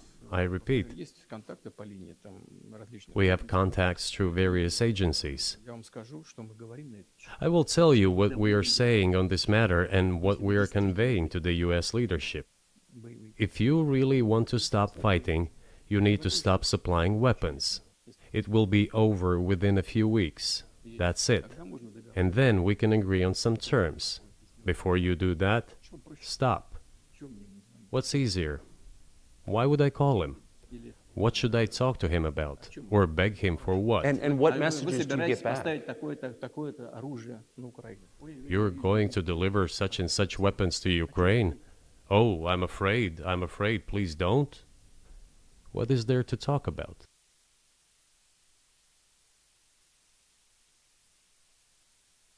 Retour sur le plateau, un petit extrait de cette sortie du président russe Vladimir Poutine. Si vous voulez que le conflit s'arrête, il faut cesser de fournir des armes à Kiev. Vladimir Poutine interviewé par un journaliste animateur américain. C'est quoi le message derrière tout cela, Dr Sango, à votre avis? Tout à l'heure, nous parlions du réalisme concernant l'acte du président Talon. Je pense que c'est dans cette logique-là que se trouve aujourd'hui le président Poutine. Le président Poutine aujourd'hui est réaliste et pragmatique. Pour lui, le fait d'appeler à la fin de cette guerre russo-ukrainienne ne consiste pas seulement de faire des communiqués ou de faire des visites diplomatiques de part et d'autre, mais il faudrait que les acteurs en réalité posent des actions importantes, voire même significatives sur le terrain, et parmi ces actions-là, celles qui visent à maintenir la guerre, à savoir la fourniture des armes. il faut dire aujourd'hui que si l'Ukraine continue à tenir dans cette guerre-là, ce n'est pas parce que l'Ukraine est militairement nantie, encore moins forte, c'est parce que l'Ukraine a le soutien de l'OTAN, des pays occidentaux, qui utilisent cette guerre-là pour pomper leur économie. Parce qu'il faut le dire que ces pays occidentaux qui sont autour de l'Ukraine aujourd'hui ne soutiennent pas l'Ukraine parce qu'ils veulent à tout prix que l'Ukraine revête sa souveraineté ou encore que l'Ukraine gagne Vladimir Poutine. L'objectif est beaucoup plus économique et stratégique pour ces pays-là. Parce que ces différentes aides que ces pays occidentaux déploient du côté de l'Ukraine, ce ne sont pas des aides désintéressées. C'est des aides, n'est-ce pas, qui vont générer des économies, qui vont pomper l'endettement de l'Ukraine dans les générations à venir. Donc voilà l'enjeu qu'il faut comprendre. Aujourd'hui, lorsque Vladimir Poutine répond à ce journaliste américain de cette manière-là, il est en train de transmettre un certain nombre de messages sur le terrain. Et à mon avis, le premier message est celui de dire que face à cette guerre-là, la Russie ne peut pas abdiquer aujourd'hui. La Russie a tous les moyens pour gagner cette guerre-là. La Russie s'est préparée en amont avant de procéder au déclenchement de cette opération militaire spéciale. Ça, c'est le premier message. Et ce premier message-là se conforte à travers un certain nombre d'indices et d'analyses sur le terrain. Parce que Vladimir Poutine, il faut le dire, avant d'être président, c'est d'abord un militaire, un haut stratège qui connaît ce dont il est en train de parler. Lorsqu'il le dit, il comprend significativement qu'en réalité, l'OTAN aujourd'hui n'est plus ce corpuscule-là qui faisait peur dans les années 90 ou alors les années de la guerre froide. L'OTAN aujourd'hui est fragilisée. Ou du moins, il est en train de dire que la Russie aujourd'hui s'est dotée d'une capacité militaire capable de résister à l'OTAN. Et que l'OTAN ne peut plus se donner le torse comme dans les années historiques où il pouvait se permettre de déstabiliser un pays n'importe comment. Ça, c'est ce que Vladimir Poutine est en train de dire. Il est en train de le dire parce que il comprend que cet axe de l'OTAN qui était conforté ou alors qui se conforte davantage par la puissance française en son sein, est aujourd'hui en difficulté parce que la France est en train de sombrer en Afrique. L'influence de la France, la puissance de la France n'est plus de mise en Afrique. Et cette façon de faire influence directement la puissance de l'OTAN. C'est pour cela que dans l'une de ses interviews également, Vladimir Poutine avait dit que pour la France, ce n'est pas un problème. Pour mettre la France en difficulté, il n'est pas question de prendre les armes. Il est question de travailler pour que ces ex-colonies deviennent autonomes et souveraines. Donc aujourd'hui, on voit bel et bien que cette réalité-là est en train de s'implémenter sur le terrain. Et cette implémentation-là crée donc pour conséquence directe l'émiettement, voire même l'affaiblissement de l'OTAN. Donc aujourd'hui, nous sommes en train de comprendre que Vladimir Poutine est dans une position de rapport de force, où il est en train de montrer aux Occidentaux que cette guerre de l'Ukraine est une guerre, n'est-ce pas ici, que je vais gagner par tous les moyens. Parce qu'en réalité, c'est mon avenir qui est en train de se jouer derrière cette guerre-là. Parce que si vous voulez mettre un terme à cette guerre-là, il faudrait que vous cessiez de fournir des armes à ces pays, à Zelensky, qui aujourd'hui semble être beaucoup plus instrumentalisé par ces puissances occidentales. Parce que Vladimir Poutine comprend que sa souveraineté est en danger. Il est en train de comprendre que derrière cette guerre-là, il y a des enjeux géopolitiques énormes. Les pays occidentaux ne veulent pas seulement aider l'Ukraine, mais derrière l'Ukraine, les pays occidentaux veulent atteindre la Russie. C'est pour cela donc que Vladimir Poutine, dans toute cette bataille, dans tout son déploiement, dans toute sa stratégie, est déterminé aujourd'hui à gagner cette guerre-là. Et je pense que les modalités, les statistiques sur le terrain le démontrent que même si cette guerre-là dure 50 ans, 60 ans, Vladimir Poutine a les moyens, n'est-ce pas, de tenir jusqu'au bout. Merci à vous, docteur Sango. Docteur Yam, cela relève tout de même de l'inédit. Un journaliste américain qui fait le déplacement et à qui on accorde un entretien de ce genre exclusif dans le contexte géopolitique mondial que vous connaissez certainement. Mais je préfère qu'on revienne sur ce que dit le président russe Vladimir Poutine. Il dit ceci, entre autres, je cite, « Jusqu'ici, il y a eu des vociférations et des cris, justement, sur la nécessité d'infliger une défaite stratégique à la Russie sur le champ de bataille », estime entre autres le président russe Vladimir Poutine. Mais maintenant, il semble se rendre compte que c'est difficile à réaliser, voire impossible. À mon avis, c'est impossible par définition. Cela n'arrivera jamais. Il me semble que maintenant, ceux qui sont au pouvoir en Occident en sont également conscients. Si cette réalisation a été bien comprise, ils doivent réfléchir à la suite. Nous sommes prêts à ce dialogue. Fin de citation. On comprend clairement qu'il n'a jamais fermé la porte du dialogue depuis février 2022. Dr Yam Timba. Je crois que ce narratif n'est pas le cœur du propos de Poutine. C'est quoi le narratif? C'est les Occidentaux qui ont envie de savoir que quelqu'un va perdre ou gagner. Ce n'est pas le cœur de ce que Poutine a dit. Ce que Poutine a dit, qui est fondamental, c'est la différence de vision du monde forgée par l'histoire entre l'Occident et la Russie. Bon, moi, je ne comprends pas pourquoi on insiste sur la défaite ou la victoire. Ce n'est pas de ça que Poutine parle. Poutine dit ceci. Voici comment ce monde s'est constitué. Voici comment la Russie, l'Ukraine, ça s'est constitué. Sur la base de ce parcours historique, voici parce qu'il a rappelé justement les faits voici comment nous voyons le monde. Entretien, Les gens l'oublient. Poutine est un historien de formation. Ça, on ne le sait pas beaucoup. Il est historien de formation. Historien de formation. Donc, et non seulement il est historien de formation, mais c'est un expert en relations internationales. Donc, ce qu'il dit fondamentalement et que les Occidentaux ne veulent pas entendre, enfin, les Européens et les Américains ne veulent pas entendre, il y a le vice-président de la Douma qui avait commencé à le dire il y a quelque temps. Il a pris une feuille de papier. Il l'a coupé un quart et il a dit aux Européens, le quart c'est l'Europe de l'Ouest, les 3 quarts c'est la Russie. Le quart, l'équivalent du quart d'une feuille de format A4, c'est l'Europe de l'Ouest, les 3 quarts c'est la Russie. Et je crois que ces gens ils comprennent toujours pas. Mais pour Poutine, comme pour toute son administration et comme pour tous les Russes, ce n'est pas une question de guerre. On n'est pas dans Rambo. C'est pas un film.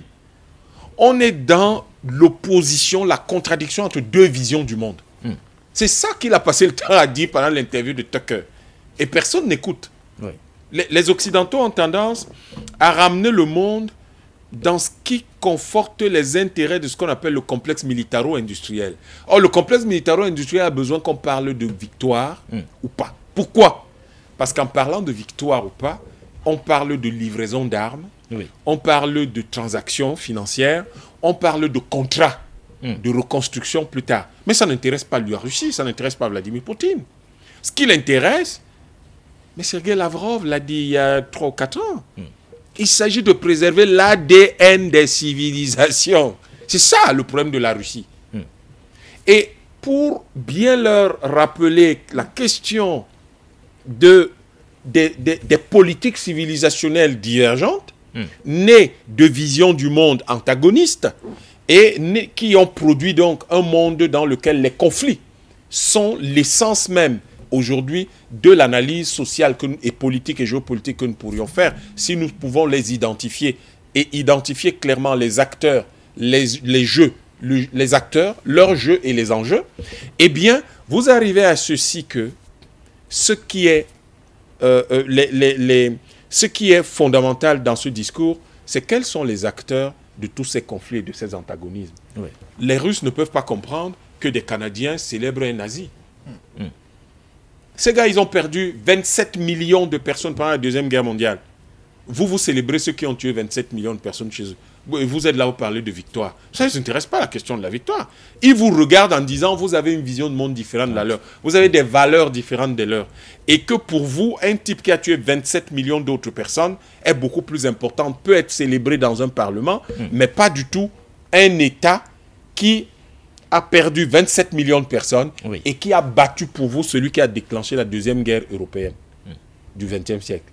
Donc, c'est une différence de vision. Ça n'a rien à voir avec gagner une guerre ou ne pas la gagner. Il est d'une évidence banale. Banale que l'Ukraine ne peut pas gagner cette guerre. S'il n'y avait pas plus de 30 nations, plus de 30 pays de l'OTAN qui luttaient contre la Russie, cette affaire serait close depuis. Je rappelle aux gens que en 2 jours, la Russie était à Kiev. Pourquoi ils n'ont pas pris Kiev, au fait? Vous vous êtes déjà posé cette question. Parce que peut-être Kiev n'était pas l'objectif recherché. Parce que leur objectif n'a jamais été un objectif de conquête territoriale.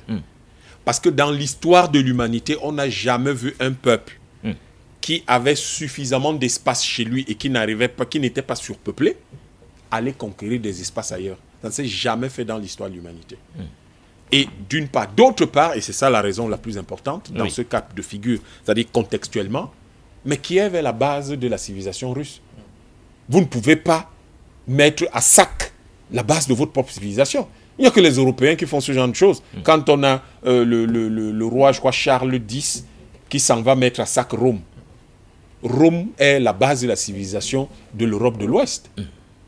En tout cas de l'Europe latine, comme on l'appelle, la France, l'Espagne, le Portugal, l'Italie. Comment se fait-il qu'un roi de France puisse mettre Rome à sac?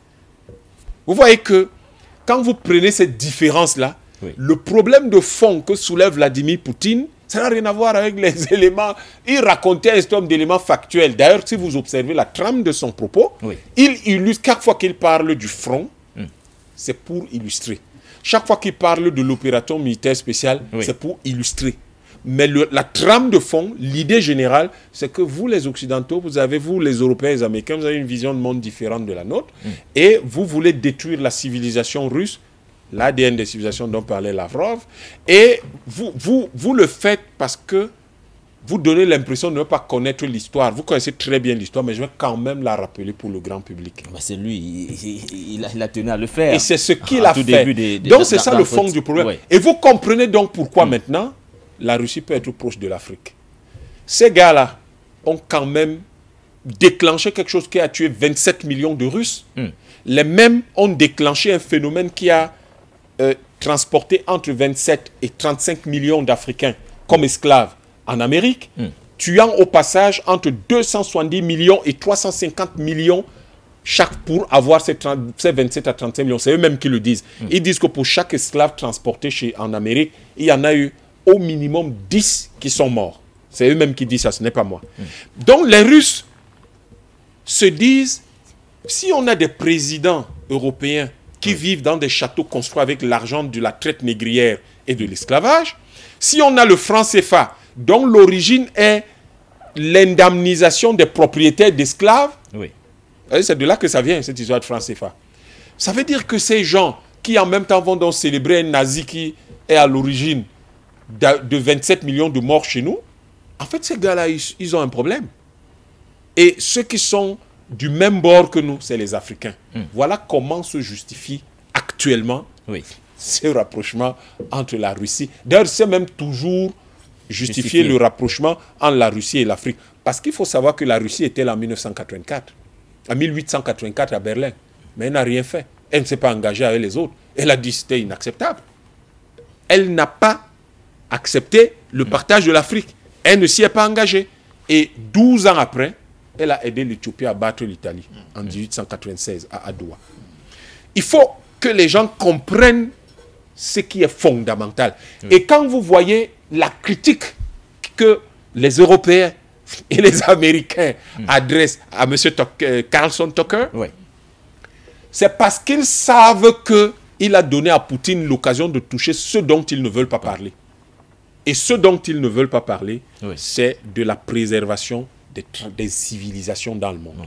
Parce que l'Occident a tendance à détruire le monde. Et vous vous demandez pourquoi les Russes, dans un contexte comme les Chinois, dans un contexte comme celui-ci, se rapprochent des Russes. Mais ils se souviennent très bien que ce qu'on appelait la guerre de l'opium, les Anglais ont sacrifié des millions de Chinois pour simplement réguler leur balance commerciale. Et ils ont provoqué une consommation de drogue, donc d'opium, qui a détruit des millions de jeunes Chinois. Et les Indiens qui voulaient jouer au malin là, au début, vous avez bien vu qu'ils se sont rangés.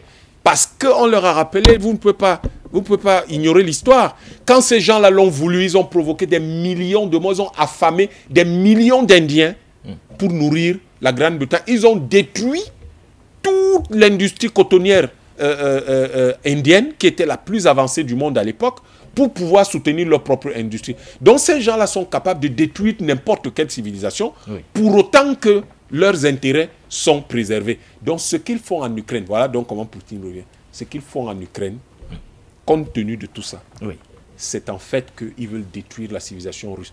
Mettez-vous, si vous étiez un Russe, qu'est-ce que vous aurez, quelle aurait été votre attitude à la fin de cette interview? J'ai un grand président. Voilà donc qui est dit. Une leçon d'histoire patiente par Fendom, faite par le président russe Vladimir Poutine à Tucker Carlson en 36 minutes, dans un entretien de 2 heures. Est-ce que vous comprenez cette nécessité du président russe à insister sur cette histoire, la rappeler aux Occidentaux, revenant justement sur l'opération spéciale militaire russe du côté de l'Ukraine? Mais au-delà d'excellentes choses que je viens d'entendre sur ce plateau, que ce soit la part de Dr Sango, surtout de Dr Yamb, la guerre se gagne aussi sur la qualité des leadership des généraux qui commandent les troupes. Et là, Poutine vient de nous démontrer que battre la Russie avec un leadership aussi puissant que Poutine, ça va être très compliqué. En 30 minutes, justement, pour revenir à votre question, Poutine a pu expliquer 1000 ans d'histoire en 30 minutes. Il a tout raconté en un temps record. Il a été capable d'expliquer 1000 ans d'histoire en 30 minutes. Bon, maintenant, ça c'est le leadership russe actuellement. Prenons le leadership américain à l'heure où nous parlons avec M. Biden.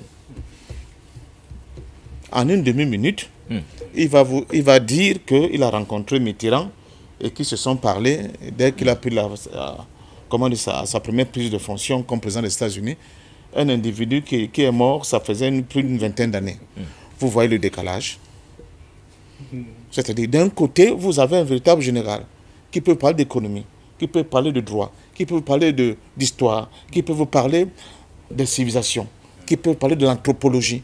Et de l'autre côté, vous avez un type qui se souvient du prénom de sa femme peut-être une fois toutes les 48 heures. Ça pose un problème. Ça pose un véritable problème. Donc, en réalité, oui, il y a eu 2 vainqueurs dans cette interview. Monsieur Carlson Tucker d'abord, premier vainqueur. À moins de 24 heures.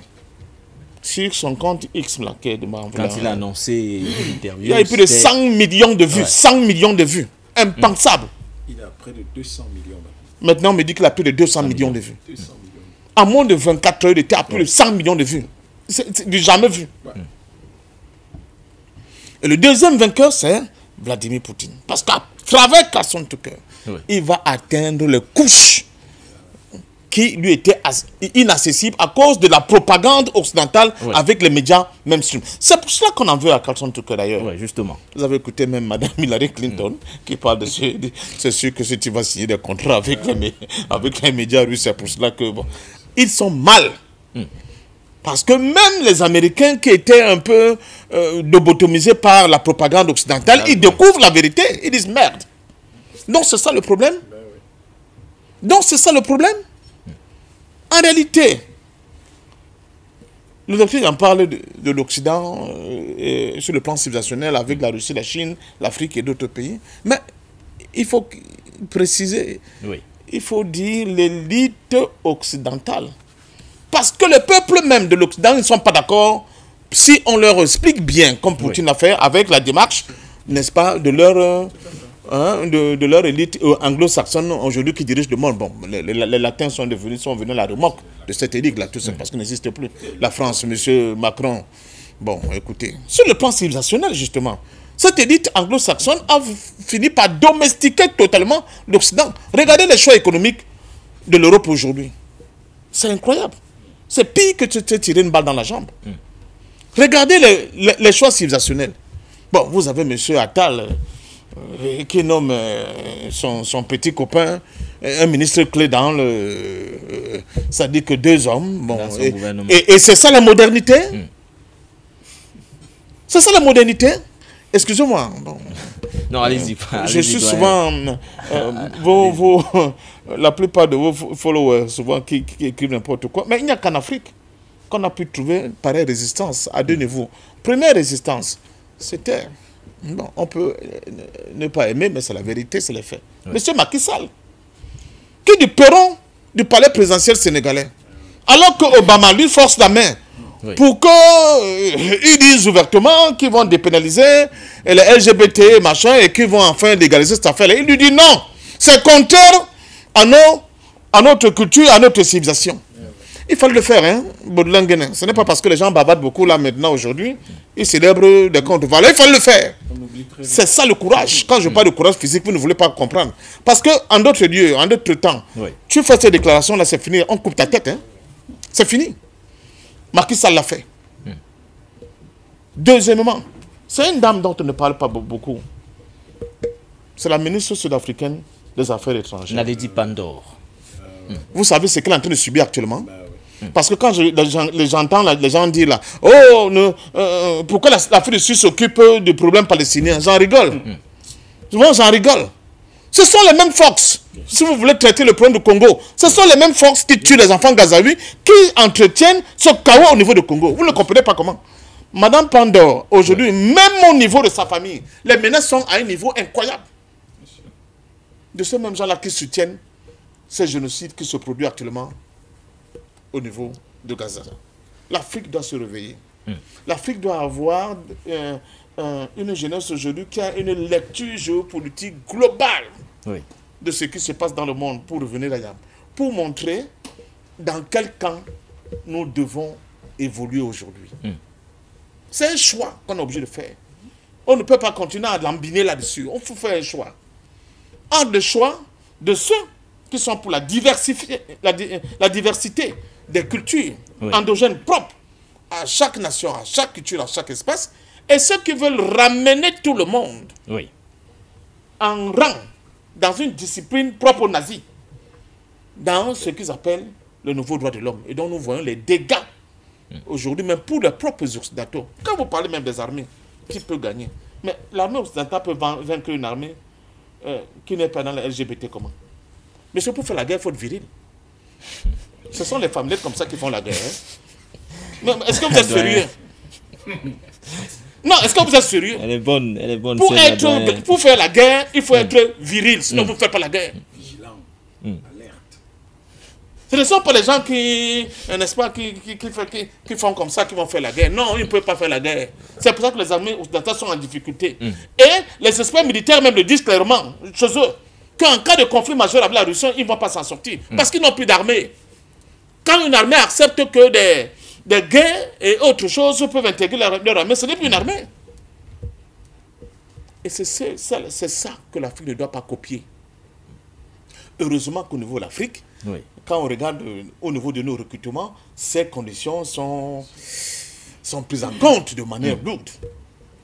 Donc, je crois sincèrement que ce qui s'est passé avec cette interview de Poutine aux journalistes américains, Carson Tucker, est un événement majeur dans la guerre médiatique que nous livrons à cette élite occidentale, n'est-ce pas, qui veut dominer le monde par tous les moyens et qui pour cela est prêt à faire des sacrifices humains de l'ordre de plusieurs centaines de millions de morts. Et ça, nous ne pouvons pas l'accepter. Quand je dis centaines de millions, ça dit je vois au milliard. Hein. Vous savez que dans leur plan... Ils ont déjà fait. Non, là, dans leur plan, ils estiment qu'on doit réduire et ramener la population mondiale à 1 milliard. Or, nous avons franchi presque le cap de 8 milliards. Ce que je veux dire, patient d'homme, c'est que les gens ont l'impression que c'est une vue de l'esprit. Mais ils l'ont déjà fait. Ça veut dire ils sont capables de le reproduire. Voilà, ils peuvent le refaire. Ils l'ont déjà fait. Quand les gens sont dans ces dispositions-là, faites attention. Ce n'est pas un jeu. Ce n'est pas un jeu. Quand on regarde aujourd'hui ce qui se passe à travers le monde, que ce soit en Ukraine, que ce soit pour les Palestiniens, que ce soit en Afrique, que ce soit un peu partout, ces gens sont...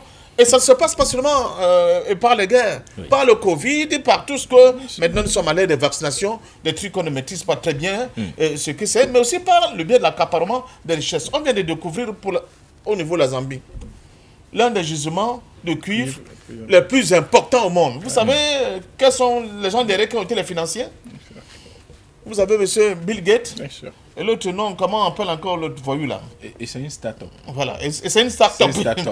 C'est une start-up qui vient quand même découvrir ça. Et l'autre gros voyou de la finance internationale, complice à Bill Gates. Donc, les Africains, faites attention. Voilà. La guerre que vous voyez là, même quand je vous dis souvent qu'on gagne peut-être des batailles, mais on n'a pas encore gagné réellement la guerre. Mais on va surtout ne pas être capable de gagner la guerre si nous oublions l'histoire. Parce que l'histoire est très importante. Absolument. Même quand les Africains s'affrontent aujourd'hui, il faut toujours qu'on se mette dans la perspective que demain ils puissent se réconcilier. Qui le crut? Est-ce que vous savez historiquement que le Burkina Faso et le Mali se sont fait la guerre? Ah ouais, beaucoup de gens l'oublient. Et que c'est au cours de cette guerre-là qu'un certain Thomas Sankara s'est révélé comme un grand stratège militaire et homme de troupes chéri par ses troupes. Mais aujourd'hui, les deux pays se tiennent la main dans la main. Et après, merci à vous, monsieur. Et quand il fait pour les rapprocher. Donc attention, notre bataille doit être de tout faire pour que les Africains, malgré les contradictions apparentes d'aujourd'hui, puissent être dans des perspectives de se tenir la main pour sortir ensemble de cette cage de fer. Merci à vous, patient parfum d'homme. Et c'est d'ailleurs sur ces termes que nous mettons fin à cette émission d'International édition du 10 février 2024. Merci à vous, messieurs. Docteur Sango, vous étiez des nôtres ce jour. Merci à vous, docteur. Je rappelle, vous êtes politologue, vous êtes internationaliste. Docteur Yamtiba, économiste et chercheur, mais surtout philosophe. Ça, je ne l'ai pas oublié. Merci à vous, docteur Yamtiba, patient parfum d'homme en politique. Merci à vous, doyen, à nos nombreux téléspectateurs, téléauditeurs ou encore auditeurs. Merci à vous, la grande équipe de la réalisation. Portez-vous bien. C'était donc tout pour l'International de ce jour.